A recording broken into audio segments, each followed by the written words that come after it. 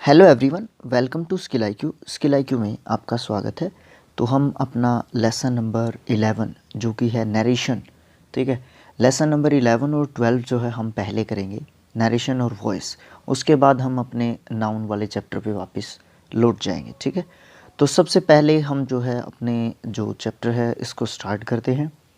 देखिए, narration narration का जो मीनिंग होता है वो होता है कथन, मतलब कुछ कहना, है ना। तो कहना किस तरीके से, ये जो वर्ड है ये जो है नरेट से बना है। नरेट मतलब कथन होता है, कहना होता है। नरेट मीन्स होता है टू से और टू स्टेट, है ना, मतलब कुछ कहना, ठीक है। नरेशन का जो समानार्थी शब्द होता है, एक होता है एसर्शन, एक होता है स्टेटमेंट और एक होता है डिक्लेरेशन, ठीक है।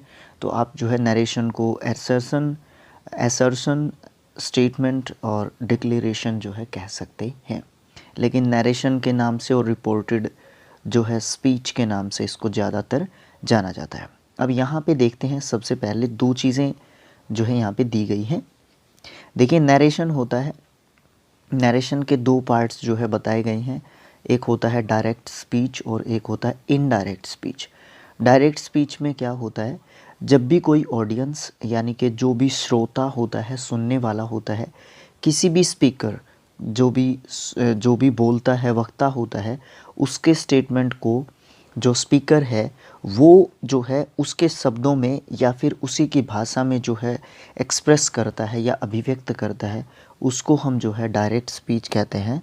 और इस स्पीच में जो स्पीकर होता है वो जो है स्पीकर के जो स्टेटमेंट होते हैं या स्पीकर की जो स्टेटमेंट होती है, जो कथन होता है, जो बात होती है, जो डिक्लेरेशन होती है, वो किस में होती है, वो हमारी इन्वर्टेड कोमास के अंदर होती है, ठीक है। तो सबसे पहली बात क्या है, डायरेक्ट स्पीच जो है क्या चीज़ होती है, जब भी कोई ऑडियंस में से किसी भी स्पीकर की जो स्टेटमेंट होती है उसको एग्जैक्ट बताने की कोशिश करता है तो उसको इन्वर्टेड कोमास के अंदर रखा जाता है। जैसे ये श्वेता कह रही है, ये कहा था, श्वेता कह रही है कि मैं जो है बिज़ी हूँ ना, तो मैं कह रही हूँ बिज़ी हूँ, तो मैं बिज़ी हूँ ये जो है किसी और के द्वारा कही गई बात है, ठीक है। तो ये श्वेता के द्वारा खुद कही गई बात है, उसने बताई थी लिसनर को। अब लिसनर उसको इस तरीके से बता सकता है ना, कहने का मतलब ये है। उसके बाद हम बात करते हैं इनडायरेक्ट स्पीच की। इनडायरेक्ट स्पीच में क्या होता है, जब भी कोई ऑडियंस या श्रोता किसी भी स्पीकर या वक्ता के स्टेटमेंट को अपने शब्दों में या अपनी जो भाषा में उसको एक्सप्रेस करता है तो उसको इनडायरेक्ट स्पीच जो है कहा जाता है। इसमें और उसमें क्या चेंज होता है, देखिए सबसे पहले तो इन्वर्टेड कोमास को हटा दिया जाता है। कुछ नेसेसरी चेंजेस होते हैं, वो हम आगे पढ़ते जाएंगे किस प्रकार के चेंजेस होते हैं। जैसे मान लीजिए ये वाला सेंटेंस था, दोनों एक साथ आ जाएंगे। Shweta sad I am busy, ये जो है उसने खुद ने कहा था। लेकिन अगर कोई और इस सेंटेंस को बताने जाएगा तो कहेगा Shweta said that she was busy, no कि आई एम बिज़ी, ठीक है। तो वो कहेगा सी वॉज बिज़ी। तो ये हमारा इनडायरेक्ट स्पीच जो है गिना जाता है और ये हमारा डायरेक्ट स्पीच में जो है गिना जाता है, ठीक है। डायरेक्ट और इनडायरेक्ट भी हम जो है इनको एक लैंग्वेज में बोलते हैं। उसके बाद अब बात करते हैं सिर्फ और सिर्फ डायरेक्ट स्पीच की। डायरेक्ट स्पीच के जो है दो भाग होते हैं। सबसे पहला क्या होता है, रिपोर्टिंग स्पीच होता है या फिर उसको हम इंट्रोड्यूसिंग स्पीच भी कहते हैं। देखिए, सबसे पहले एक एक चीज़ को ध्यान से समझते हुए चलना है। जो हमारा डायरेक्ट स्पीच होता है उसके दो टाइप्स होते हैं। एक तो होता है हमारा रिपोर्टिंग स्पीच, ठीक है, रिपोर्टिंग या फिर उसको इंट्रोड्यूसिंग भी कह सकते हैं, ठीक है, इंट्रोड्यूसिंग या रिपोर्टिंग। उसके बाद दूसरा जो उसका टाइप होता है, दूसरा टाइप क्या होता है, दूसरा टाइप होता है रिपोर्टेड स्पीच। रिपोर्टिंग और रिपोर्टेड में अंतर होता है, ये अलग अलग पोर्शन होते हैं दोनों जो है हमारे सेंटेंस के, ठीक है। उसके बाद जो है हम देखते हैं आगे। सबसे पहले हम बात करते हैं रिपोर्टिंग जो स्पीच होता है वो हमारा क्या होता है। सबसे पहली बात तो वो एक जो है हमारे डायरेक्ट स्पीच का भाग होता है। तो ये हमारा जो है कोमा के बाहर रहता है। कौन से कोमा के? जो इन्वर्टेड कोमा में जो भी स्पीकर के द्वारा बोले गए एग्जैक्ट वर्डिंग होती है उसके बाहर रहता है, पहले रहता है। वो सेंटेंस पे डिपेंड करता है कि पहले रहता है कि बाद में रहता है, वो सेंटेंस के ऊपर डिपेंड करता है, लेकिन ज़्यादातर जो है आपको पहले ही जो है लिखा हुआ मिलता है। उसको हम जो है रिपोर्टिंग जो है क्या कहते हैं, स्पीच कहते हैं। उसके बाद रिपोर्टिंग स्पीच में जो वर्ब यूज़ की जाती है उसको रिपोर्टिंग वर्ब कहते हैं, और जो सब्जेक्ट यूज़ किया जाता है या ऑब्जेक्ट यूज़ किया जाता है उसको, सब्जेक्ट को हम रिपोर्टर कहते हैं और ऑब्जेक्ट को हम object of the reporting verb कहते हैं। देखिए एग्जाम्पल के तौर पे, Mohan said to Sohan I help you, ये पूरा सेंटेंस हो गया हमारा इनडायरेक्ट। अब यहाँ पे मोहन सैड टू सोहन, ये जो चीज़ है हमारी, ये रिपोर्टिंग स्पीच है। ध्यान से सुने, ये चीज़ क्या है? रिपोर्टिंग स्पीच है। इसमें जो सब्जेक्ट है वो हमारा रिपोर्टर है, इसमें जो वर्ब है, ठीक है, इसमें जो वर्ब है वो हमारी क्या है? रिपोर्टिंग वर्ब है, और इसमें जो ऑब्जेक्ट है वो रिपोर्टिंग ऑब्जेक्ट है। ठीक है, रिपोर्टिंग ऑब्जेक्ट मैं अपनी तरफ से कह रहा हूँ, वैसे एग्जैक्ट नाम इसका क्या होगा? The object of reporting verb होगा। उसके बाद का जो पोर्शन बच गया वो हमारा रिपोर्टेड स्पीच होता है, जो हमारा इन्वर्टेड कोमास में होता है। इसके बारे में हम आगे बढ़ते हैं। देखिए रिपोर्टेड स्पीच क्या होता है? डायरेक्ट स्पीच का दूसरा पार्ट जो इन्वर्टेड कोमास के अंदर रहता है उसको हम रिपोर्टेड स्पीच कहते हैं, और रिपोर्टेड स्पीच के वर्ब को हम वर्ब ऑफ रिपोर्टेड वर्ब कहते हैं। इसमें क्या ध्यान रखने वाली बातें होती हैं?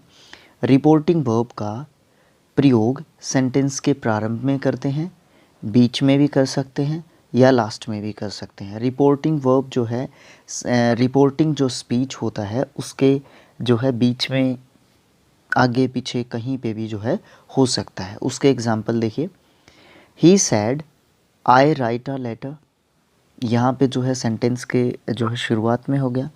Let us go for a walk, he sad, यहाँ पे हमने जो है सेंटेंस के लास्ट में जो है एक तरीके से हमने जो है किया है, यहाँ पे वॉक कह सकते हो आप। Mohan is always ready to help you, she said to me, यहाँ पे जो है हमने जो है क्या कर दिया है?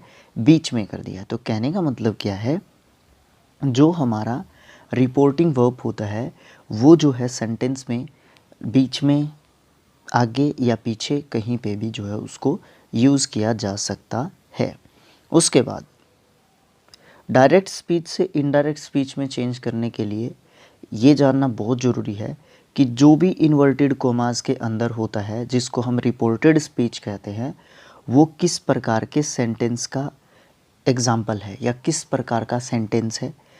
इन्वर्टेड कोमास के भीतर का जो सेंटेंस होता है उसको पहचानने के लिए या उसको पहचाने बिना हम जो है रिपोर्टेड स्पीच हम जो है क्या नहीं कर सकते? नरेशन नहीं बना सकते उसका, मतलब उसको इनडायरेक्ट में चेंज नहीं कर सकते, डायरेक्ट स्पीच से इनडायरेक्ट में चेंज नहीं कर सकते। ठीक है, इसलिए हमें सेंटेंस को जानना बहुत ज़रूरी होता है। और हम अभी बात करते हैं हमारे सेंटेंसेस के बारे में। सबसे पहले मीनिंग के आधार पर, मीनिंग जो होता है सेंटेंस का, उसके आधार पर 5 प्रकार के सेंटेंसेस माने गए हैं जो नरेशन के हिसाब से इम्पोर्टेंट होते हैं। सबसे पहले उनके नाम और फिर उनके बारे में हम जानकारी प्राप्त करेंगे। आज का वीडियो हमारा इतना ही रहेगा, मतलब इन 5 को हम कंप्लीट करेंगे फर्स्ट पार्ट में। सबसे पहले असर्टिव सेंटेंसेस होते हैं, इनको हम स्टेटमेंट वाले सेंटेंसेस भी बोल देते हैं, इनको डेक्लरेटिव सेंटेंसेस भी बोल देते हैं। दूसरे नंबर पे इंटेरोगेटिव सेंटेंसेस रहते हैं, इनको हम क्वेश्चन वाले सेंटेंसेस जो है कहते हैं एक तरीके से। इम्पेरेटिव सेंटेंसेस होते हैं जिनमें कमांड दी जाती है किसी को। ऑप्टेटिव सेंटेंसेस होते हैं जिनमें ऑप्शन या फिर आप ये कह सकते हैं इच्छा जिनमें पूछी या बताई जाती है। एक्सक्लेमेटरी सेंटेंसेस ऐसे सेंटेंसेस होते हैं जो हमें क्या करते हैं? सडन फीलिंग्स के बारे में जो है क्या करते हैं? बताते हैं। अब हम बात करते हैं सबसे पहले असर्टिव सेंटेंसेस के बारे में, जो हमारे कोई भी डेक्लेरेशन या फिर किसी भी स्टेटमेंट के बारे में बात करते हैं। सबसे पहले हम देखते हैं the statement which expresses yes और नो सेंस।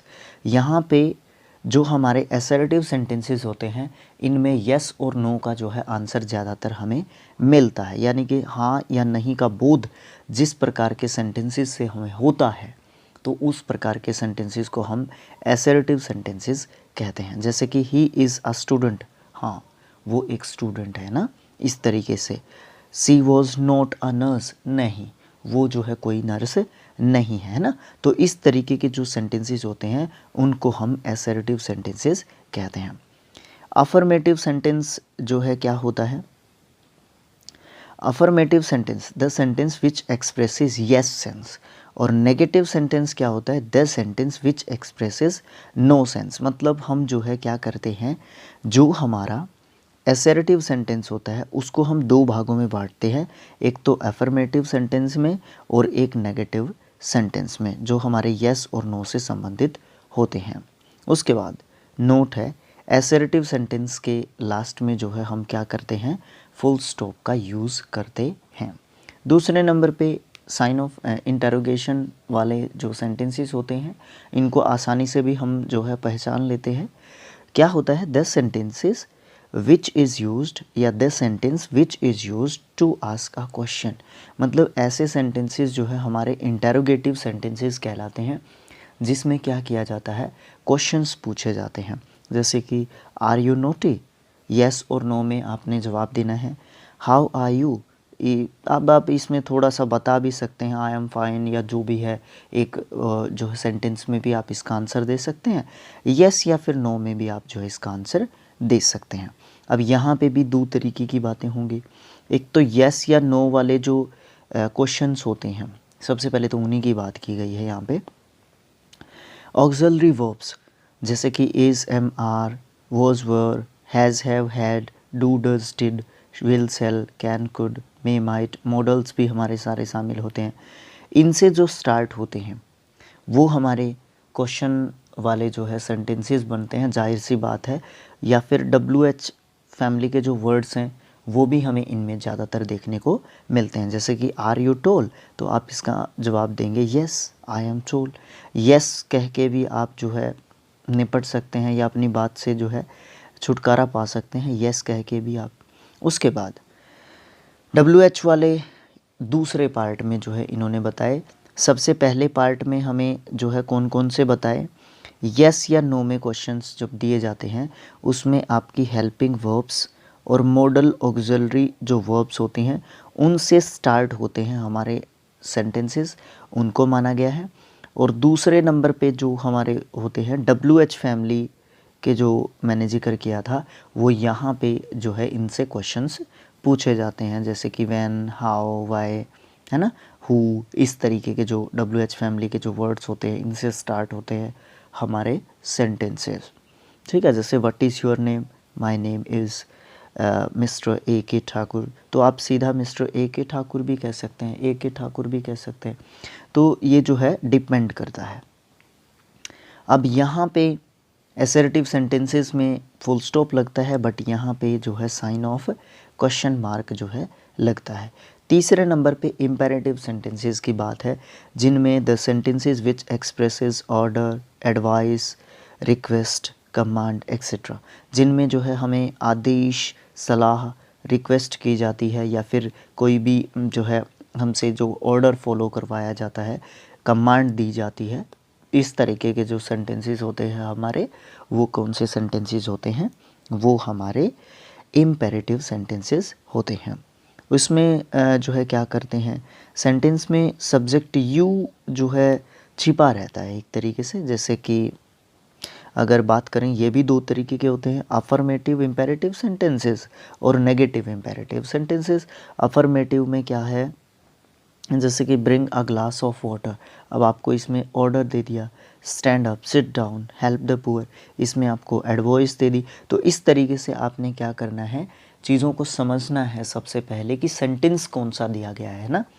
उसके बाद नेगेटिव सेंटेंसेस में नेगेटिव नोट या नेगेटिव की सेंस आपको कहीं ना कहीं ज़रूर से मिलेगी। उसके बाद फोर्थ टाइप की बात करते हैं ऑप्टेटिव की, the sentence which expresses wish और डिज़ायर, जिससे हमें किसी की जो सेंटेंस में जो हमारा क्या बोलते हैं उसको, कर्ता, यानी कि जो हमारा सब्जेक्ट होगा, जो हमारा डूअर होगा, उसका हमें ये पता चलता है कि वो कोई ना कोई विश या फिर डिज़ायर जो है उसकी है।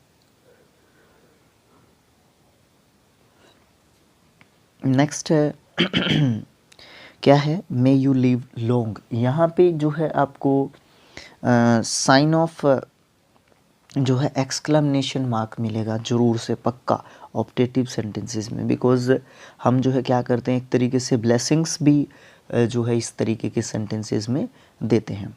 तो इसमें ये तो बता ही दिया था। नोट, सामान्यतः ऑप्टेटिव सेंटेंसेस जो है मे से जो है स्टार्ट होते हैं, एक तो बात ये है। दूसरी बात ये है, इनमें एक्सक्लेमेशन जो है मार्क जो है मिल सकता है, और मे अगर नहीं भी रहता है तो में जो है अंडरस्टूड जो है कर लिया जाता है बहुत सारे सेंटेंसेस में। तो ये 2-3 बातें जो है हमारे ऑप्टेटिव सेंटेंसेस से रिलेटेड हैं। अब हमारा साइन ऑफ एक्सक्लेमेटरी आता है 2 प्रकार के सेंटेंसेस में, ऑप्टेटिव सेंटेंसेस में और साइन ऑफ एक्सक्लेमेटरी सेंटेंसेस में। The sentence which expresses some sudden feelings of mind as joy, sorrow, surprise, suspicion, hate, applause, wonder, etc. Sudden feelings of our mind, है ना।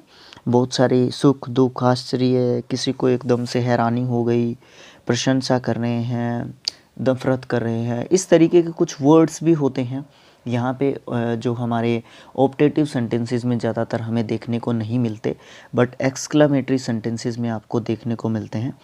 जैसे कि ही सैड आलस I am ruined, तो ये आलस जो है हमें ये इंडिकेट कर देगा, क्योंकि साइन ऑफ एक्सक्लेमेटरी तो हमारा ऑप्टेटिव सेंटेंसेस पे भी मिल जाएगा, ठीक है, लेकिन sign of exclamatory sentence sign के बिना एक जो है पहचान आपकी ये भी हो सकती है, इसमें भी हम जो है जान सकते हैं इससे, ठीक है। उसके बाद हम बात करते हैं नेक्स्ट जो हमारा पॉइंट है, बस यहीं तक। अब यहाँ तक हमने जो है क्या देखा, तो इस प्रकार के सेंटेंसेस में जो है हम बहुत सारी जो मेंटल जो हमारी फीलिंग्स होती हैं, जो हम मेंटली जो है देखते हैं एक तरीके से या महसूस करते हैं, उन चीज़ों को जो है हम अपने एक्सक्लेमेटरी सेंटेंसेस में जो है हम उस तरीके की फीलिंग्स या बातों को जो है क्या करते हैं, जानते हैं। तो एकदम से पूरा जो चैप्टर है एक वीडियो में ना तो टाइम है, सबसे पहली बात तो ये है कि टाइम की कमी है, तो 1 2 3 4 ऐसे लगातार पार्ट्स करके आपको पूरा जो है लेसन मिलेगा, एक बात तो ये है। और दूसरी बात ये है, पार्ट्स में करने से जो है और भी ज़्यादा जो है उसके बारे में बताया जा सकता है, तो ये चीज़ भी है। और तीसरी बात ये है कि कल जो है हम अपने जनरल जो रूल्स हैं ना, उनकी बात करेंगे कि किस तरीके से हम जो है अपने डायरेक्ट स्पीच से इनडायरेक्ट स्पीच में जो है सेंटेंसेस को चेंज करते हैं नरेशन जो है करने के दौरान। तो ये था हमारा फर्स्ट पार्ट, जिसमें हमने इसका इंट्रो किया और टाइप्स ऑफ सेंटेंसेस हमने जो है किया according to their meanings. Okay, तो हमें नरेशन में मीनिंग के अनुसार जो सेंटेंसेस होते हैं उस टाइप को जानना ज़रूरी होता है, किसी भी सेंटेंस को डायरेक्ट से इनडायरेक्ट में चेंज करने के लिए। कल हम जो है या नेक्स्ट जो हमारा पार्ट होगा या नेक्स्ट स्टेज जब आप इसको देखेंगे तो आपको जो है वीडियो मिलेगा दूसरा जो हमारे रूल्स होते हैं ना उनसे रिलेटेड। ओके, तो thanks for watching, thank you so much, keep supporting us. और आपका जो सपोर्ट है ना, हमें बहुत अच्छा जो है आपका सपोर्ट जो है एक तरीके से यहाँ पे मुझे ऐसा लग रहा है कि जो है बहुत अच्छा जो है सपोर्ट आपका एक तरीके से देखने को मिल रहा है। मैं जो है गैलरी जो है एक तरीके से देखना चाह रहा था, यहाँ पे मैं आपको दिखाना चाहता था कि आपने जो है बहुत अच्छा जो है सपोर्ट एक तरीके से जो है अपने चैनल को दिया है। तो thanks for watching, thank you so much, मिलेंगे नेक्स्ट पार्ट।